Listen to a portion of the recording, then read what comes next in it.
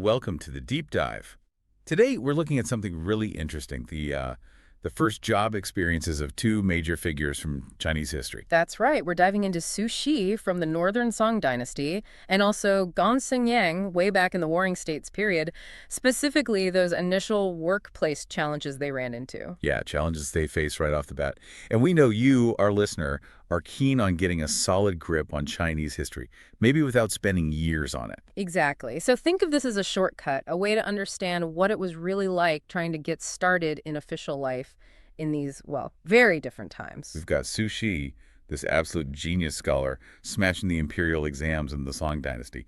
You'd think it would be smooth sailing. And then Gongsun super ambitious, trying to make his mark during the chaotic Warring States era, both incredibly capable people. But yeah, not quite the easy start you might expect. Both hit some unexpected roadblocks. So our mission really in this deep dive is to pull out those valuable insights from how they handled their early careers. What can we actually learn from their struggles, their successes, things that might even echo today? And maybe get a glimpse into just how complex these historical Chinese workplaces could be. It's fascinating stuff. Okay, let's unpack Sushi first. So 1060. He aces the imperial exams, like really aces them, record-breaking stuff. Yeah, he became famous almost overnight in the capital, a huge amount of buzz around him. So expectations must have been sky high when he got his first posting. Definitely. His first official job was as judge of Fengsang Prefecture. That was under the Grand Court of Revision, sort of a high-level justice and administrative body. Okay, so sounds impressive. He's got the talent. The emperor likes him. He's got powerful people backing him. You'd think his boss would be thrilled, right? You would think. I mean, I probably would have assumed that too. But the sources, well, they tell a different story. He faced quite a bit of pushback, surprisingly, from his direct superior. And from the start. So it wasn't just about competence then. Not necessarily. It seems it was more complex. And maybe a key insight here is that even, exceptional talent can rub established figures the wrong way. Sometimes it's personality, sometimes it's just hierarchy.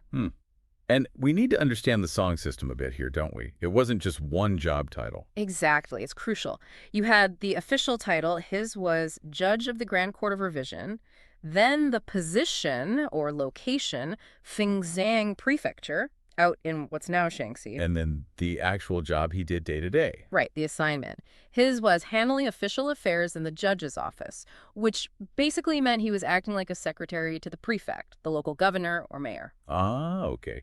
So, despite the amazing exam results, his actual daily work was, well, maybe more junior than the big title suggests. Pretty much. He wasn't running the show right away. A lot of his work involved handling official documents. And this is where it gets tricky with his boss, right? These specific documents, prayer texts, Xuwu. Yes, Xuwu. Originally, these really were prayers, like asking spirits for good fortune. But by Sushi's time, the meaning had shifted. It was more about writing formal texts for, say, blessings or congratulations. Still official, but maybe a bit formulaic sometimes. From prayers to paperwork, basically. Sort of, yeah. And Sushi, this literary giant, found himself drafting quite a few of these. And you'd think, okay, piece of cake for him. But his boss, this guy Chen Xiliang, he wasn't having it. Not at all. Chen Xiliang, who's actually from the same hometown as Sushi, kept revising his drafts, rejecting them, sometimes sending the same one back multiple times. Wow. But why? Was Sushi's writing actually bad for this kind of thing? Well, it wasn't bad, but maybe not perfectly suited. Sushi's real genius was in prose, essays, poetry. These official documents often favored a very ornate, structured style called parallel prose. They incredibly intricate stuff like Li Xingyin's official writing, which was famous for its beauty. So Sushi's style was maybe a bit too direct, Yeah, less flowery. perhaps. But the sources suggest Chen's issue wasn't just stylistic preference in that narrow sense. There was more to it. Okay, so who was this Chen Xiliang? He sounds like a character. Oh, definitely. Quite a figure. He'd had a tough youth, apparently burned his family's debt records so he could afford to study, which then inspired his nephews, and incredibly, all three of them passed the exams too. No way. Burning debt records. That's commitment. Right, and he had this reputation for being tough, resolute. Arrested a powerful, corrupt monk once. Even supposedly intimidated rebels into surrendering just by showing up. This was not some passive bureaucrat. Okay, so a strong personality. How did that clash with Sushi? Well, the tension seems to have sparked over something kind of small initially. The clerks working in the office started calling sushi su xianyang. Su Sanliang meaning. Xianyang means worthy and upright. It was the specific category of the exam Sushi had excelled in, so it was basically a nickname acknowledging his big achievement. Respectful, you know? Against reasonable. Yeah. But Chen didn't like it. Yeah. Hated it. Absolutely hated it. He'd apparently get furious saying things like, he's just a junior official, why call him Shan Liang?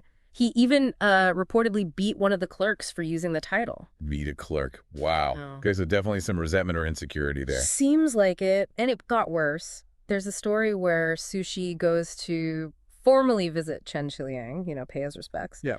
And Chen deliberately makes him wait for ages. So long, in fact, that Sushi just falls asleep in the waiting room. He took a nap while waiting for his boss. Yep. And Sushi actually wrote a poem about it, taking a nap in the guest room and paying a visit to Governor Chen Gongbi of Fengxiang Prefecture. A poem about napping. Okay, Sushi.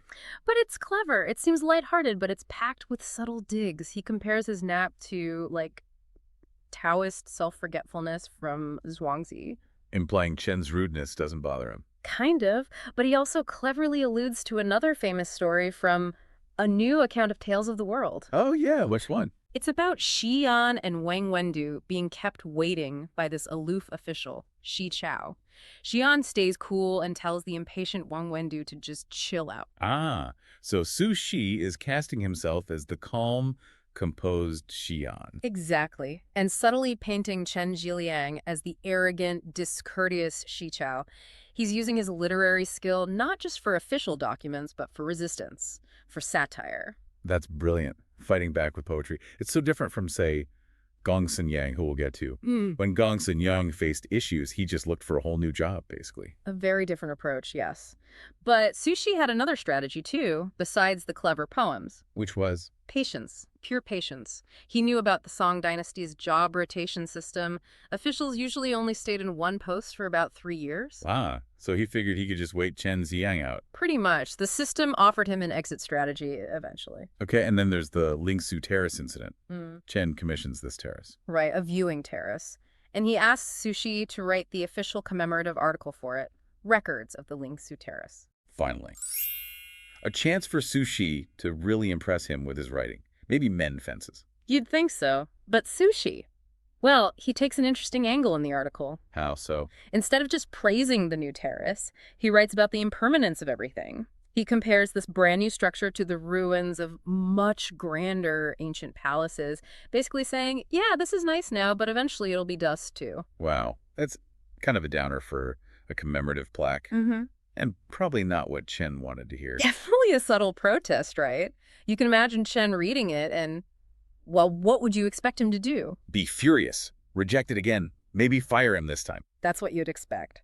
But Chen's reaction was completely surprising. What did he do? He claimed he'd intentionally been hard on Sushi. He said he did it because Sushi was so young and famous, and he didn't want him to get arrogant and, flame out. Seriously. He said that. Yeah. He even apparently said he thought of Sushi's father, Susun, like a son, and Sushi himself like his grandson, trying to frame it as tough love. That is a twist.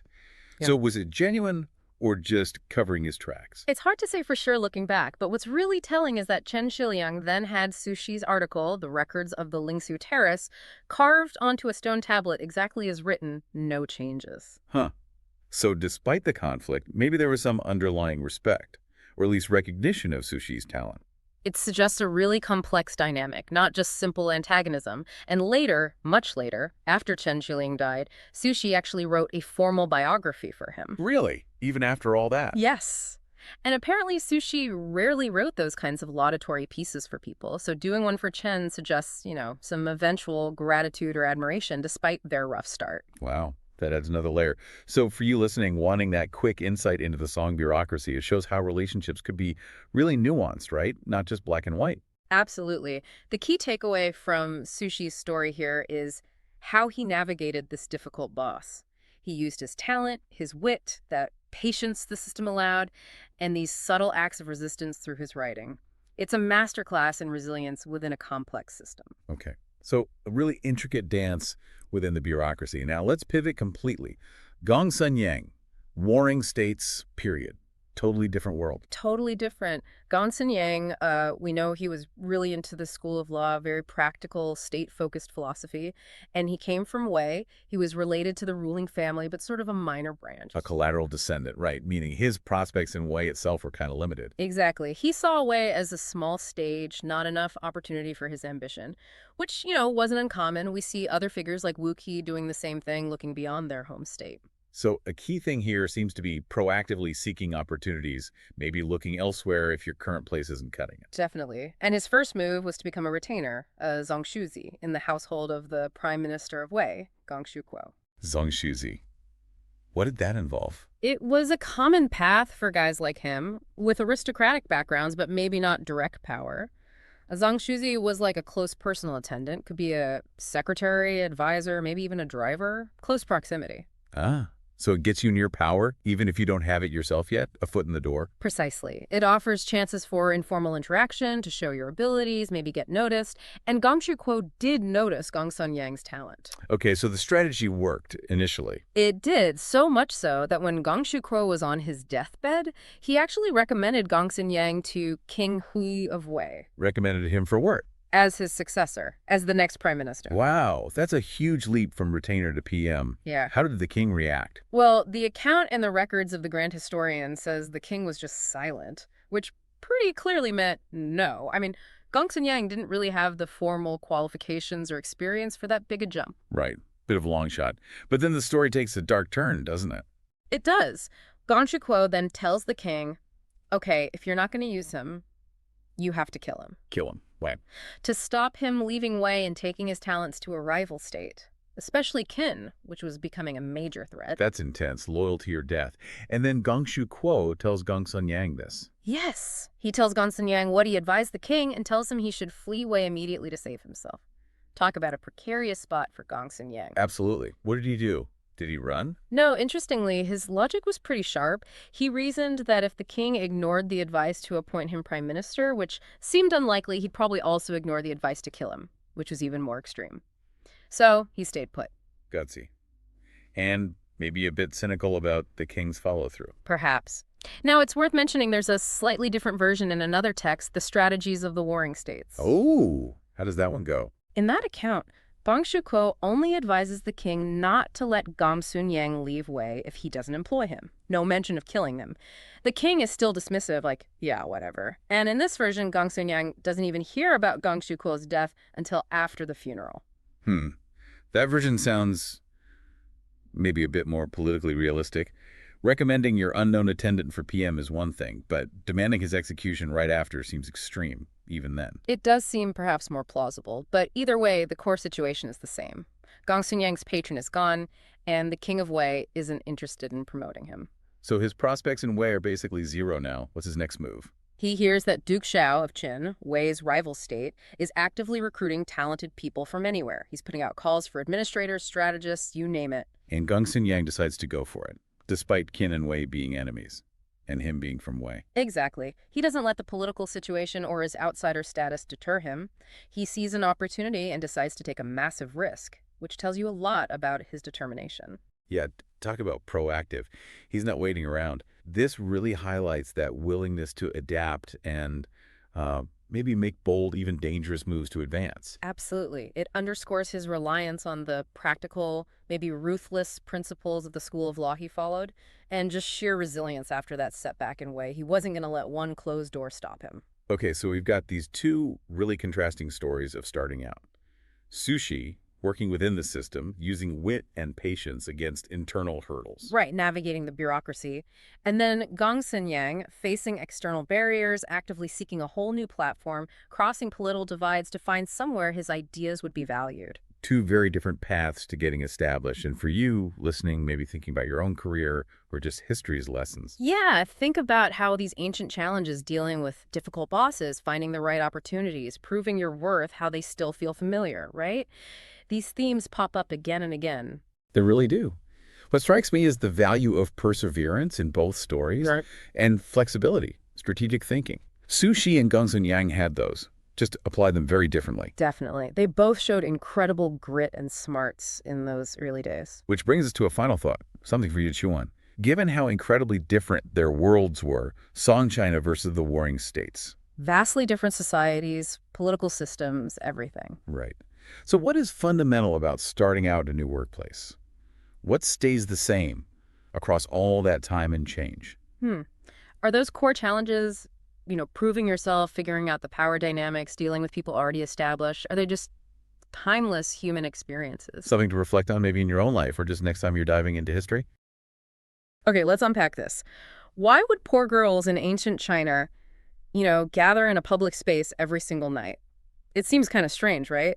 Sort of goes against that whole work at sunrise, rest at sunset idea we might have. It really does. And what's fascinating here is that this seemingly simple question, it opens up a whole window into shared resources, economic behavior, even social norms back then. Right. We're drawing on some pretty solid historical records.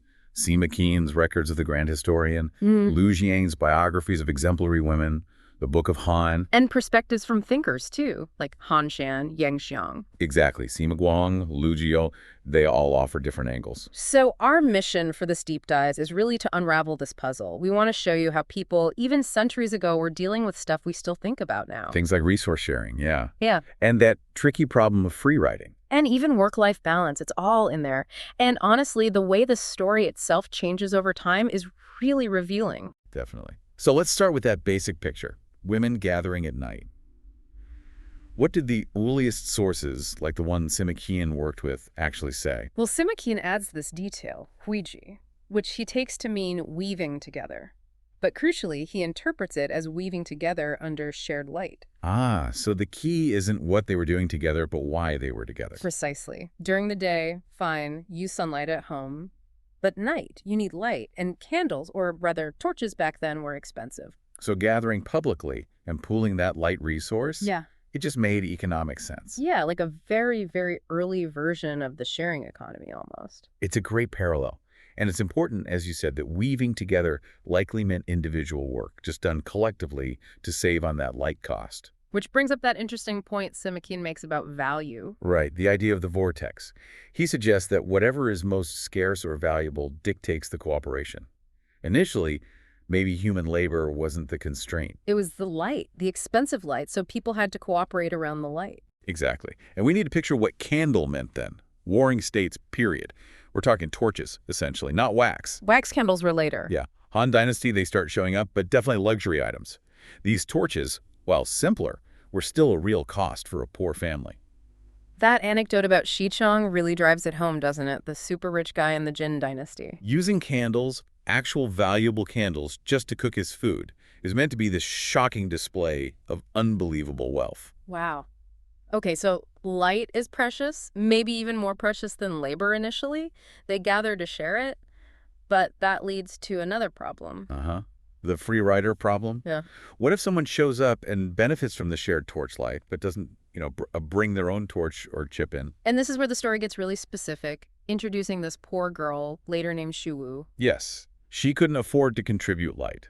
And the expectation, naturally, would be that everyone pulls their weight somehow. But she finds another way. The text calls it her self-defense. It's brilliant, really. She proactively offers extra effort. Maybe she helps set up, cleans up, offers other small services, things that benefited everyone, even the rich girls who are providing the light. So she makes herself valuable in a different currency, essentially. Not light, but labor or service. Precisely. It's a fascinating early glimpse of navigating that shared resource dilemma when you don't have the primary means of contribution. It makes you think about modern examples, like the source mentions street lamps. You can't really charge per person walking under one. Right, the cost doesn't increase much with one extra user. But Xuwu's case was slightly different. There was a tiny cost, a bit more light used, perhaps. So the rich girl could have, theoretically, made an economic argument for excluding her, right? Find someone else who can pay. She could have, but Xuwu's proactive solution kind of preempted that by adding value in another way. It's interesting that the source suggests ancient intellectuals found this sort of non-monetary solution a bit hard to grasp initially. Which maybe explains some of the later interpretations, like Han Shan, the Tang Dynasty poet. Yes. Han Shan uses the imagery. His poem is more of a moral condemnation, isn't it?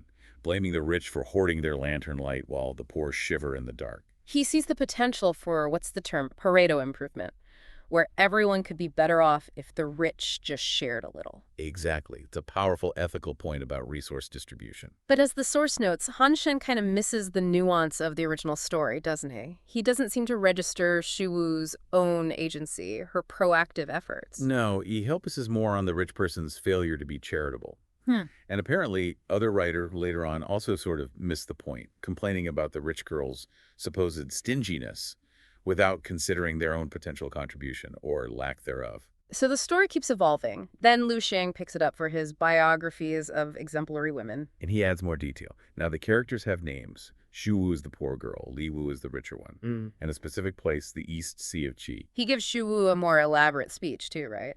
Yes, much more literary.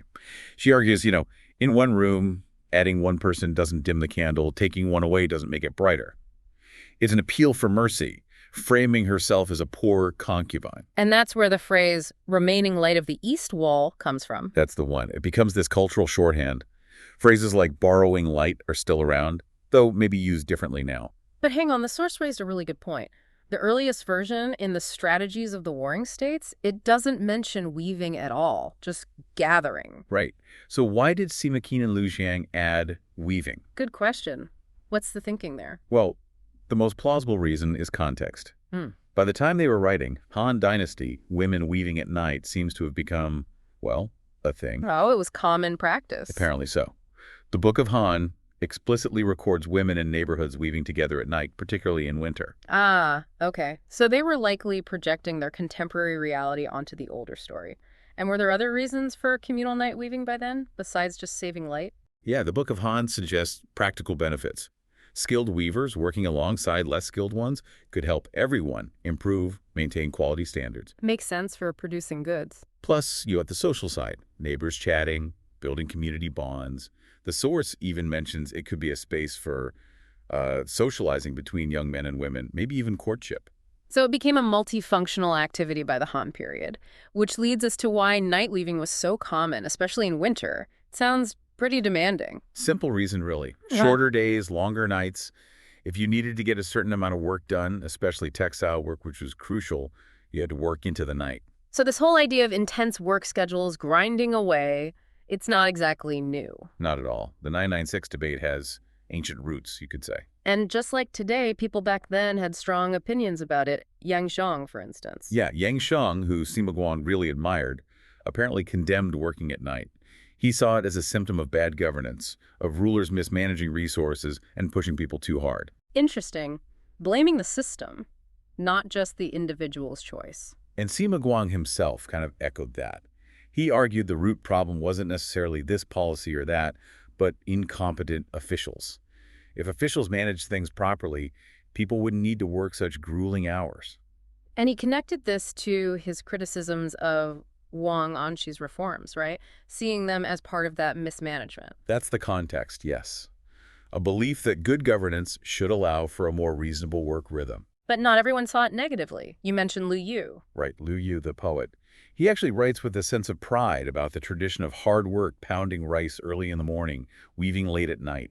He saw as diligence, a virtue he wanted to pass down. Wow, so completely different perspectives. One seeing it as hardship imposed by bad rulers, the other as the commendable work ethic. It really shows the diversity of views on labor, leisure, and necessity across different times and, likely, different social strata. Okay, so let's try and sum this up. We started with poor girls gathering at night. And we found this amazing story revealing ancient ways of managing resources, like sharing candlelight. Plus, a really early example of tackling the free rider problem with Xuwu's clever self-defense. And we saw how social norms around work and community changed, with night weaving becoming common in the Han Dynasty for various reasons. And finally, these contrasting views on whether working long, hard hours was a sign of virtue or a symptom of failure. Yeah, the aha moments are definitely the sheer practicality of the shared light idea.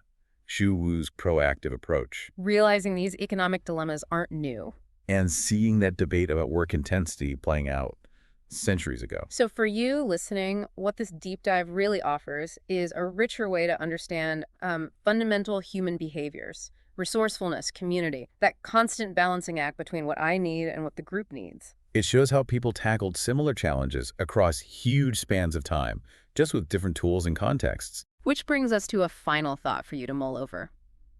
Thinking about these ancient ways of sharing, like the candlelight and these old debates about work ethic, how does that resonate today? Yeah, how do those perspectives challenge or maybe affirm our own modern approaches? With all our technology, our ideas about community, about work-life balance. What remaining light are we sharing now or maybe carefully guarding? And what are the hidden costs or maybe the unexpected benefits of those choices we're making? The history of taking time off work in Ming Dynasty China. Interesting. Yeah, we're looking specifically at a custom called Dingyou. And, first you might be thinking, taking time off, what's the big deal? But trust me, this custom had some huge implications for the entire political landscape. Yeah, I mean, we're talking power struggles, career maneuvering, all that good stuff. It gets really interesting. And what's so fascinating is that Dingyou, that is, officials taking 3 years of mourning leave when a parent died, didn't just appear out of nowhere.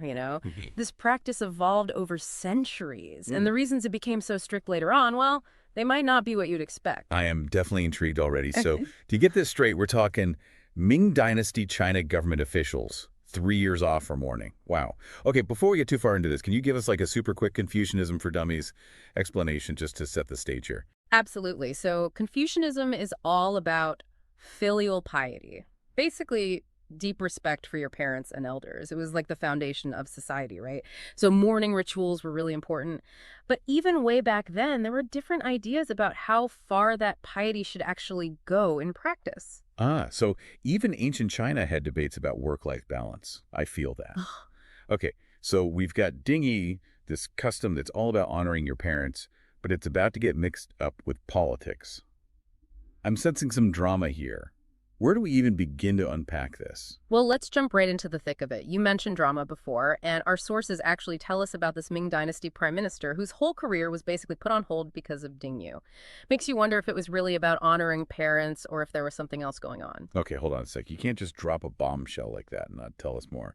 Who was this prime minister? What happened? Don't worry, we'll get there. But to really grasp the impact of Dingyou, we need to rewind a bit. Look at how this custom developed over time. Because, believe it or not, it wasn't always a strict rule. Okay, that makes sense. History lesson it is. So if it wasn't always set in stone, how did Dingyou even get started? Well, the roots were definitely there in early Confucianism, but even one of Confucius's own students, a guy named Xuwu, he had some doubts about taking a full 3 years off. He was worried about all sorts of things, neglected duties, messed up rituals, even the economy. He sounds like someone who'd be checking their work emails on vacation, am I right? Uh-huh. Yeah, I can relate to Xuwu. Always connected, even when you're supposed to be off the grid. So if even Confucius's crew wasn't totally on board, who else was pushing back against Dingyou? Oh, there's this philosopher, Mozi, and he was totally against it, thought it was bad for the economy, bad for population growth, even bad for national defense. He saw Dingyou as a big drain on resources, basically. Wow, talk about a different perspective. So right from the start, Dingyou was causing some serious debate. But wait, I remember you mentioned something earlier that really caught my attention. Something about even the really, quote-unquote, proper folks being shocked by Dingyou. Oh, right. You're talking about the state of Tang? They were known for being like super into rituals and propriety, but even they thought 3 years of mourning was too much. Goes to show how this custom wasn't some universally accepted thing in early China. That is fascinating. So we have this custom. It's controversial right from the beginning. Big names questioning it. But how does it transform from this debated practice into something that can actually derail a prime minister's career? Well, it's a long and winding road, and it takes us through several different dynasties, kind of like a political game of telephone, where the message changes a bit with each passing era. During the Han Dynasty, Dingyou was more of a personal choice, a way for officials to, earn some social points. So less about genuine grief, more about appearances. Some things never change, huh? But I'm guessing things start to shift. You mentioned some rulers were a bit more forceful about Dingyou. You're thinking of the Three Kingdoms period. Sun Quan, the ruler of Wu, he actually banned Dingyou outright. Even threatened the death penalty for anyone who tried to observe it. Pretty extreme approach to bereavement leave, wouldn't you say? Oh, death penalty. That's intense. I'm guessing not everyone just went along with that ban, though, right? You're right about that. There's this great story about Meng Zong, an official who was super known for his filial piety. When his mother died, he totally defied the ban and observed Dingyou anyway, even turned himself in, ready to face the music. Luckily for him, another official managed to convince Sun Quan to back down. Close call. That Mingzong had some serious courage. So even when it was outlawed, Dingyou still held a lot of weight for people, but it still wasn't a system-wide rule yet, right? Not quite. Things started to really solidify during the Wei, Jin, Southern, and Northern dynasties. Dingyou became a way for different groups to show off their cultural and political power. The Southern dynasties used it to demonstrate their civilized status, and the Northern Wei adopted it to try and emulate Han Chinese culture. Huh. So Dingyou was becoming less about personal mourning and more about political strategy, like the ancient version of keeping up with the Joneses, but with dynasties instead of neighbor. Exactly. And by the time we get to the Tang and Song dynasties, Dingyou had morphed into a much stricter, much more enforced system. It wasn't a choice anymore, it was expected. Okay, so Dingyou goes from optional to mandatory, picking up some political baggage along the way. But the big question remains, why did it become so strict? Early Confucianism was flexible, and even some super proper people weren't on board with the full 3 years. So what's the real story here? That's where things get really interesting and where those pragmatic considerations I mentioned before really come into play. Remember that prime minister we talked about earlier, the one whose career was supposedly affected by Dingyou? Yeah, you can't leave me hanging any longer. Tell me more.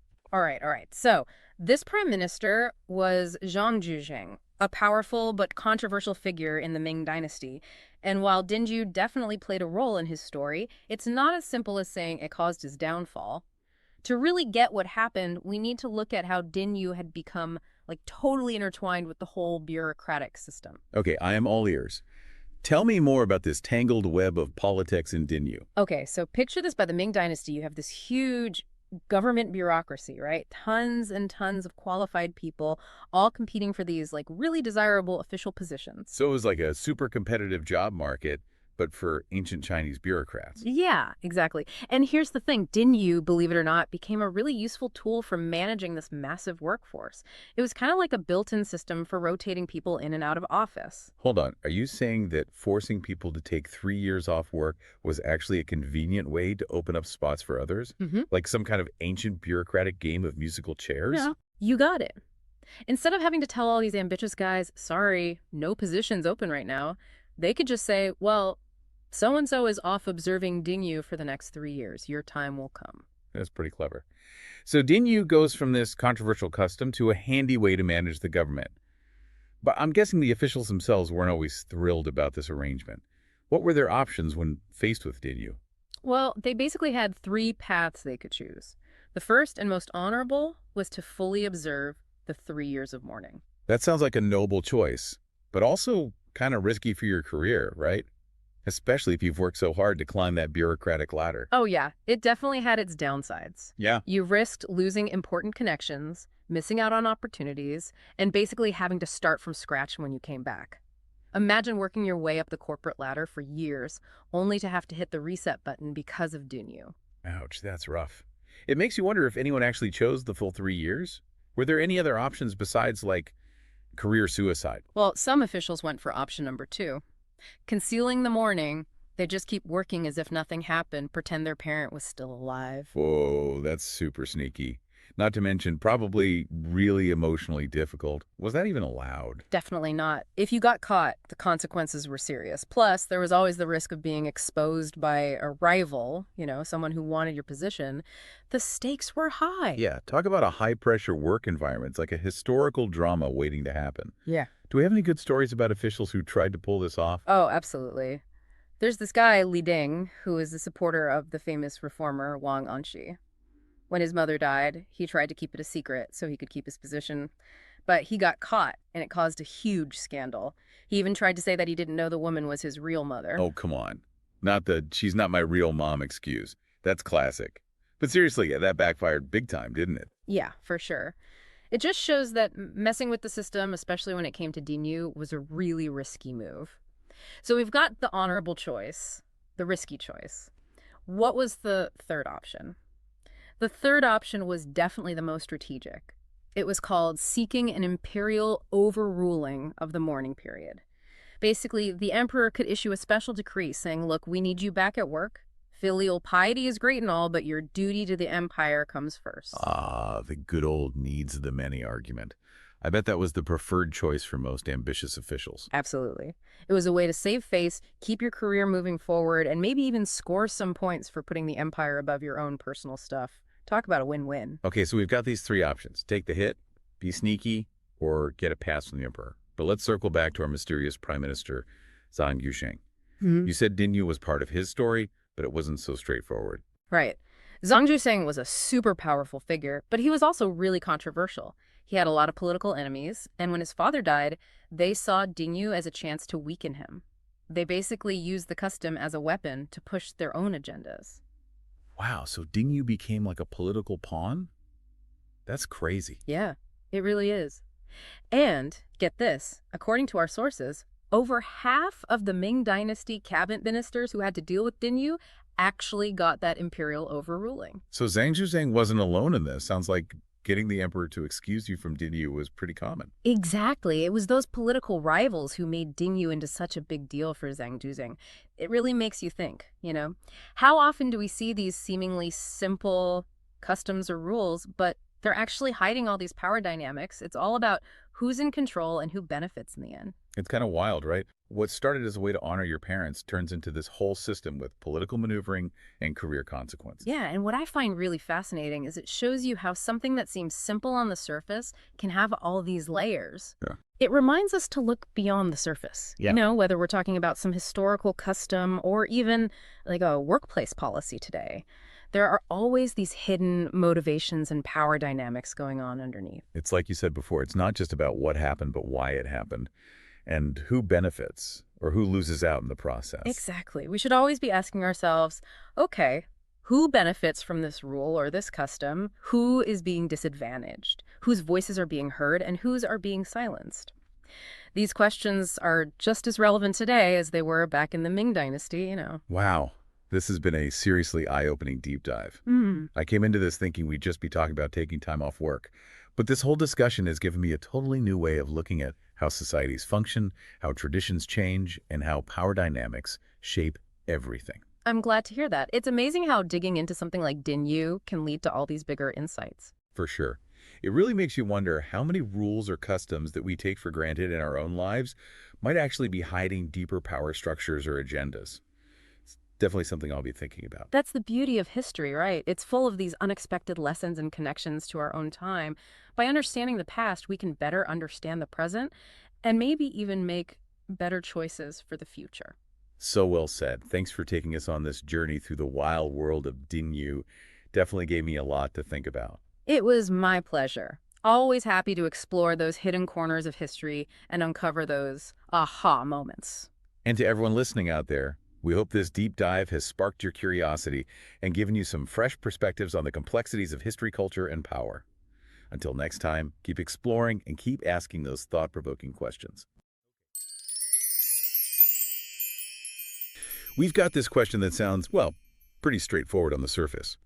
How long did it actually take a Qing Dynasty official to buy a house just using their salary? Right. And you might immediately think, okay, simple math. We even have figures, don't we? Like that common estimate for a basic courtyard house, a sihuan in Beijing during Qianlong's time. Yeah, around 500 taels of silver. We've heard that number thrown around before in discussions about ancient housing costs. It seems like you just compare income to that 500 taels. Easy peasy. Ah, but is it really that easy? That's the twist, isn't it? Exactly. Because a straight-up calculation, just salary versus price, well, it kind of misses the whole picture, the messy reality of it all. It really does. So our mission here is to unpack that reality. We want to look beyond just the official salary numbers and explore what it actually costs officials to live, especially if they were aiming to buy property in the capital. We're drawing on some detailed source material for this. Okay, so let's start with that simple, but as you said, misleading calculation. If we look at the official regulations, the De King Widian, Which was basically the big book of rules for the Qing government, yeah. right, it lists salaries, say a top official, grade 1, based in the capital. Their official salary was 180 taels a year. And some in the capital got extras, didn't they? Double salaries sometimes, plus rice stipends, especially if they worked in the main ministries. Exactly. So on paper, you look at 180 taels, maybe more with perks, and a 500 tael house. Yeah. Well, heck, they could theoretically buy it in under 3 years, right? Maybe even faster. Theoretically, yes, but, and this is the huge but, our source points out, that calculation assumes they spend absolutely zero, nothing on food, clothes, travel, anything. Which is, impossible. You can't just not eat for 3 years while saving up. Precisely. So that theoretical timeline, it just doesn't hold water in the real world. That calculation completely ignores the cost of being an official. Okay, so let's break down those costs. What's the first hurdle? The source mentions something immediate for many officials. The journey to Beijing. If you weren't already living there, and many weren't, you first had to get yourself, and likely your family, to the capital. And families weren't small. The source knows people married young back then, gives Hessian as an example, married at 18, so you're probably traveling with a spouse, maybe kids. And that travel wasn't cheap.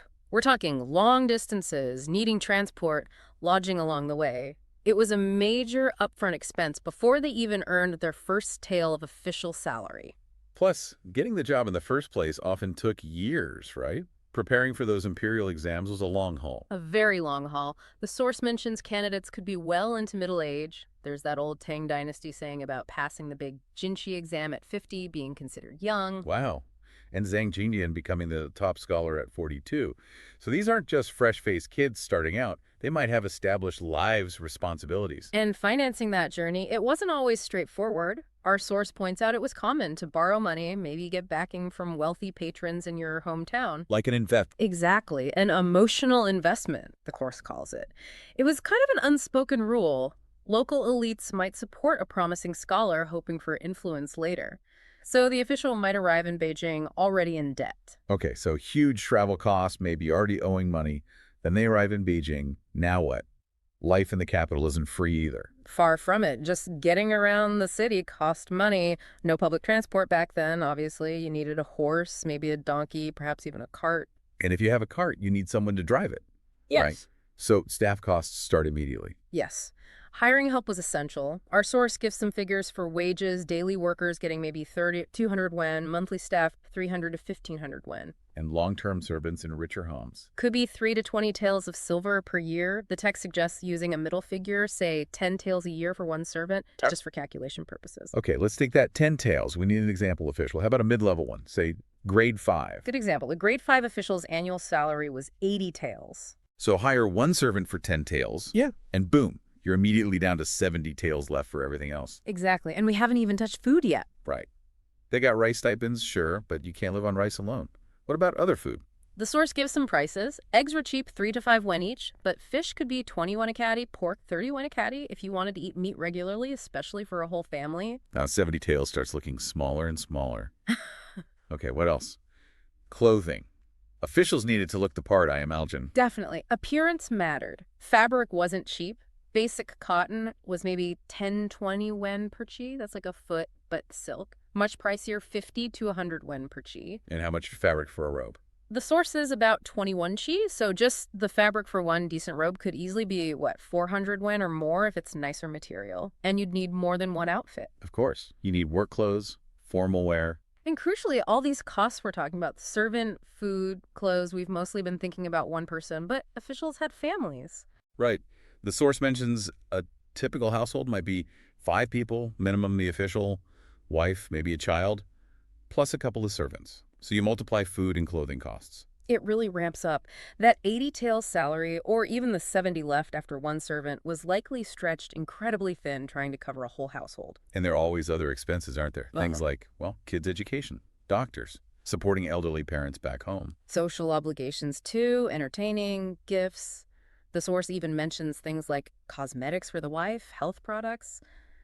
It all adds up. So for our grade 5 official, the idea of saving up 500 taels for a house on just that 80 taels salary seems pretty much impossible, doesn't it? Just maintaining a decent life looks tough. It paints a picture of real financial struggle for many mid-ranking officials relying solely on their base pay.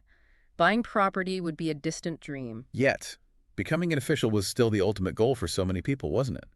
The source says it was about changing your destiny, getting into the upper class. Absolutely. The allure was powerful, despite the financial challenges of the official salary itself. Which leads us to this other fascinating aspect, Juana. Ah, yes, the practice of buying your way into an official position. Exactly. And it wasn't necessarily some shady backroom deal, as the source explains. It was actually a recognized centuries-old practice, often used by the government to raise funds quickly, like during wars or disasters. So you could literally just pay money and get a title. Which jobs? Not the very top ones. You couldn't buy your way into the Ministry of Personnel or Rights or become a governor general, but many positions below that, like a third-rank Daotai or lower, were purchasable. And how much did it cost? Was it cheap? Oh, not at all. The source gives figures. Buying a Daotai rank costs around 13,000 taels. A Zizu, lower down, was about 4,200 taels. Even a county magistrate, a Zixian, was about 3,700 taels. Wow, 3,700 taels for a Zixian. Let's put that in perspective. That's enough to buy, what, more than 7 of those 500 tael Sioen houses we started with? Or, as the source calculates, it would take that servant earning 10 taels a year, saving every single coin 370 years to afford that Zixian position. That's insane. So it begs the question, right? If the official salaries were so low you could barely live, why were people willing to pay thousands of taels just to get the job? That's the million-tael question, isn't it? The source hints at the obvious answer, the potential for unofficial income corruption. Right. But it also mentions other motivations could exist, maybe genuine ideals, the desire for power or influence, achieving personal value. Though for this discussion, we're focused on the economics. And this economic pressure, this gap between salary and expenses, is key context for understanding the next big thing, the Yonglianyan. Ah, the integrity nourishing allowance. This was Emperor Yongzheng's big idea, wasn't it? An anti-corruption measure. Exactly. Introduced in the 1720s, the logic was basically, if we pay officials a lot more, maybe they won't need to be corrupt. Paying high salaries to encourage integrity, as the source puts it. So it was essentially a massive bonus on top of the base salary. A potentially massive bonus. The Yonglianyan could range anywhere from 10 times to even 100 times the official's basic salary. 100 times. So let's go back to our grade 5 official earning 80 taels. Their Yonglianyan could be, what, 800 taels? Or up to 8,000 taels a year? Precisely. Suddenly, with an income potentially in the thousands of taels, buying that 500 tael Siwan doesn't just look possible, it looks comfortable. Maybe even buying a much nicer house is feasible. So Yonglianyan basically solved the problem. Officials could now afford houses. Well, it certainly made it much more possible for those who received a significant amount, but there were catches, as the source points out. Ah, okay. It wasn't uniform. No. The amount depended heavily on two things: the official's rank, and crucially, the economic prosperity of the area they governed. Why the area? Because the Yonglianyan was funded locally, essentially from surcharges on local taxes. So an official in a rich, prosperous region would get a much larger allowance than someone in a poor, remote area, even if they held the same rank. Okay, so it varied a lot. A governor in a wealthy southern province might be rolling in it, while a county magistrate in a poor western region might get a much smaller boost. Exactly. So while Yonglianyan was a game changer for some, especially higher-ranking officials in richer areas, it wasn't a golden ticket for everyone across the board. So for those lucky officials getting a good Yonglianyan, buying a house finally seemed within reach. They had the purchasing power. He did. But the source adds one final important wrinkle: market forces. Meaning? Well, if suddenly you have a whole class of officials with significantly more money looking to buy property in desirable locations like Beijing, what happens? Demand goes up, and prices likely follow. Competition for the best houses probably got fiercer too. Precisely. So even with the integrity-nourishing allowance, actually securing that dream home might still have faced the economic reality of supply and demand. Okay, so let's try and sum this up. We started with what looked like a simple calculation: salary versus house price. But quickly saw that was way too simplistic. The base salary alone barely covered living costs, let alone saving for a house, once you factor in travel, staff, family, food, everything. Which made the whole system of WANA, buying positions for huge sums, seem even more perplexing, hinting at other financial realities or expectations. Then came Yonglianyan, the integrity allowance, which did provide a path to affordability for many officials, especially higher-ranking ones in prosperous areas. But even that wasn't a guarantee, thanks to varying amounts and potential market inflation for housing. Exactly. So the answer to how long did it take is, well, it's complicated. For some, relying only on base salary, the answer was probably Never. For others, boosted by Yang Lianyan, it became much more feasible, maybe even relatively quick, but subject to their specific circumstances and the housing market itself. It really shows how official life wasn't just about the stated salary. It was embedded in this much larger, more complex financial world. Absolutely. It wasn't a simple equation at all. Which leaves us, and you, with a final thought to chew on. This deep dive into Qing officials' finances. What does it tell us about that enduring struggle between income, the cost of actually living, and the drive for a better life, for upward mobility? Are the challenges these officials faced centuries ago entirely alien, or do you see echoes of that same dynamic, the gap between a salary and the dream of, say, homeownership in our world today? Something to think about. We're so, used to the world of mortgages, credit cards, online banking. It really shapes how we live. It makes you wonder, did anything even close to this exist way, way back? So today we're diving into what seems like a simple question. Did ancient China have banks? Right. And the answer we've uncovered, well, it would just surprise you. Okay. We've got some really interesting sources here, digging into the early history of what we might call banking in China. Right. And this material, it looks at some truly unexpected places where financial stuff started happening centuries ago. So our mission today Is basically to explore this history, reveal this perhaps surprising financial world of ancient China. Okay, let's get right into it then, because the sources, they immediately paint a very different picture. I mean, forget grand marble buildings, right? Yeah, forget the vaults for a minute. In ancient China, it seems the functions we associate with banks, they were happening in all sorts of places. Temples, inns. Even cloth shops and pharmacies. Yeah, it's a totally different way to think about it. It really is. And it's important to be clear. These weren't, formal regulated banks like we understand them today. Not at all. Okay. Instead, these were like established parts of the community that just because of their role and credibility, they naturally started fulfilling these essential banking functions Yeah. to meet local needs. And when you say banking functions, what exactly are we talking about? Holding money? Yeah, holding deposits securely, lending money with interest, making payments easier like remittances, Right. and even issuing forms of credit, things that could circulate like money. And that pharmacy example is, well, it's really compelling, especially with that personal story in our sources, your mother's family pharmacy, a long-standing place, so trusted, so financially sound back in the 30s and 40s that its own bills were used as local currency. That really makes it concrete. It absolutely does. It just highlights how critical trust and, reputation were in these early financial setups. Yeah. This pharmacy, it wasn't just about medicine. It was like a vital part of the community. Yeah. A hub. Exactly. And because it had built up all this credibility over years, people felt safe taking its bills as payment. Then that financial strength let it branch out, handling deposits, loans, remittances. All the core bank stuff. All the core stuff.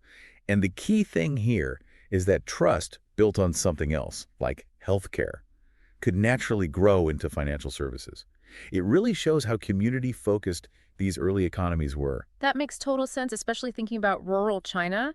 Pharmacies were often central places, right? Deeply connected to people's lives. And the people running the bigger ones, they were often respected locals, maybe gentry, with resources. Exactly. Withstanding in the community made them sort of natural candidates to extend credit and manage finances. Okay. And this isn't just like a 20th century thing. Our sources even go back to the Tang Dynasty. They mention the Taiping Guanji. Which is a big collection of stories from back then. Yeah, huge collection. And apparently even then, powerful pharmacies were taking deposits, making loans, and letting people withdraw using, well, basically early banknotes. Well, the parallels are pretty striking. They really are. Okay, so speaking of parallels, the sources then shift to temple banks, another really fascinating area. It seems temples as early banks wasn't just a China thing. That's right. It happened elsewhere too. But in China, particularly during the southern and northern dynasties, Buddhism got a lot of imperial support. Right. Lots of donations. Exactly. Temples ended up with substantial wealth. So with all these assets, lending just became feasible, a natural next step almost. Plus they had networks, right? Bigger temples often had branches, which made them more convenient, maybe safer for people compared to just borrowing from an individual. So everyone used them, rich and poor. Yeah. Sources suggest both wealthy people and ordinary folks were willing to use temples for loans, even mortgages. The key takeaway, I think, is that institutions with authority and networks like temples were really well placed to manage money when there wasn't a formal banking system. And they even had specific names for these operations. Siku, temple storehouses. Yeah, siku. And later they evolved into changshenku, everlasting storehouses. It's everlasting. That definitely suggests a long-term view of the finance side. It really does. And this term changshengquan, everlasting money, it reflects this idea that the loan principle was meant to generate income forever, basically. These temple banks got pretty big after the Song Dynasty, quite important players. But then they declined. Yeah, it shows how tied finance was to bigger shifts. The sources mention the Yuan Dynasty suppressing Han Buddhism, and then Confucianism becoming more dominant in the Ming and Qing. And that pushed the temples out of the finance game. It seems to have led to their decline as major financial players, yes. It shows how linked these things were: politics, religion, finance. And the comparison to the West is interesting, too. The Temple of Athena in ancient Greece, 5th century BC, functioning like a central bank. Yeah, and a national treasury, too. The amount of coin they apparently had stored before the Peloponnesian War, it's staggering. And actual banking stalls around the temple. Right, and they've even found these stone tables, the trapeza, which, is where the Greek word for bank comes from. No way. Yeah, complete with scales, calculation marks. You can really picture the activity. So why temples? What was the common factor, East and West? Well, two main things seem to pop up. One, just high foot traffic. Temples were central gathering places. There were lots of potential customers. Exactly. And two, the role of religion itself in sort of endorsing credit, building trust. In societies without formal contracts everywhere, that religious authority must have counted for a lot. That makes sense. Do you think the reasons temples got into finance were the same, though? Or were there maybe subtle differences between, say, China and Greece? That's a really good question. I mean, accumulating wealth was key in both places, obviously. But the specific context probably shaped things. In China, maybe the Buddhist ideals of charity or helping the community played a role in the lending. Whereas in Greece, maybe it was more about the temple being a civic treasury, a state function almost. Possibly. Yeah, that seems plausible. Definitely something interesting to dig into more.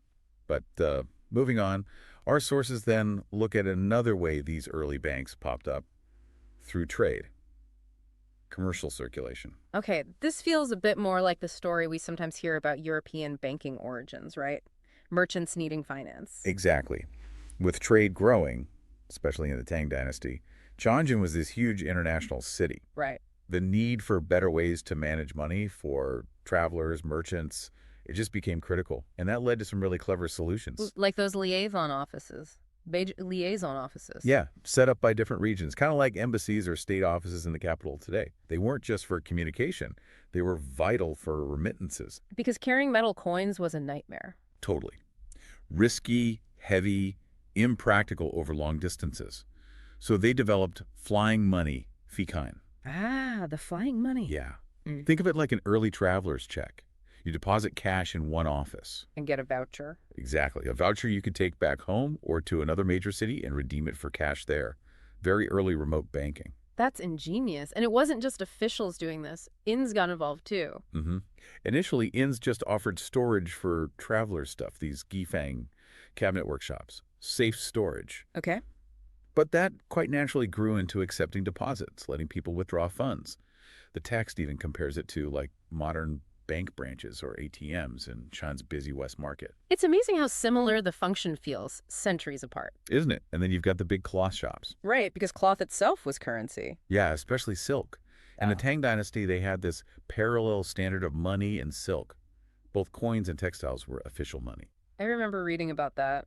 So naturally, big shops dealing in cloth, which was basically wealth, also started handling deposits, making loans, acting as financial go-betweens using this widely accepted commodity. There's that poem reference, the old charcoal seller, that really shows how normal paying in silk was. So all of this, it really messes with the standard history lesson, doesn't it? It absolutely does. The sources really push back on that simple idea. Europe equals goldsmiths, China, pawn shops. Yeah, they directly challenge that. They present a much richer, more varied picture of how finance actually developed. It wasn't so linear. Not at all. Yeah. The sources argue that banking, or at least its basic functions, is probably almost as old as private property itself. Or lending. Once you have stuff, and people need to borrow stuff. Some kind of financial middleman role is almost bound to appear, right? Okay, so looking across all these different examples, the pharmacies, temples, offices, inns, cloth shops, what's the common thread? What makes them early banks? Well, a few things stand out. First, location, location, location, kind of. They were all in places with lots of people and lots of money moving around. High traffic, high flow. Yep.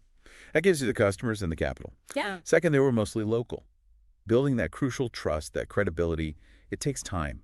And it happens best within a community you know. Makes sense. And finally, just strong personal interactions, knowing people, having relationships. That was vital for building the credit networks that any kind of banking relies on. It's fascinating how those basic principles, well, they still kind of hold true today, don't they? Even with global finance. They really do. Yeah. I mean, modern banking, obviously, with its huge networks, has overcome a lot of the old geographical limits. Yeah. But even now, you still see the importance of local community banks, credit unions. They often thrive precisely because they focus on those same ideas. Community connection, local trust. So the core needs haven't changed that much. It seems the evolution from these really diverse ancient forms to the institutions we have now has followed these fundamental human and societal needs for trust, access, and ways to manage resources. So the big takeaway for you listening is probably this.